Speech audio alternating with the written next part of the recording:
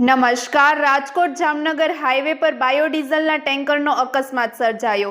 સૂત્રોના જણાવ્યા મુજબ ટેન્કરમાં બિલ વિનાનું બાયોડીઝલ ભરેલું હતું। અકસ્માતમાં સામેલ ટેન્કર પડધરી નજીક વણપરી ટોલનાકા પાસે હોટલના કમ્પાઉન્ડમાં ચાલતા ગેરકાયદે બાયોડીઝલ પંપના માલિકનું હોવાનું ચર્ચાઈ રહ્યું છે।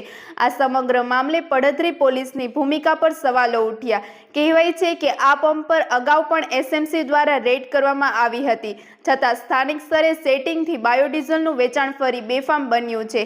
હવે ઘટના સ્થળે પહોંચેલી પડધરી પોલીસ અને મામલતદાર તંત્ર ગેરકાયદે બાયોડીઝલ પંપ સામે કડક કાર્યવાહી કરશે કે કેમ, એ જ મોટો સળગતો સવાલ।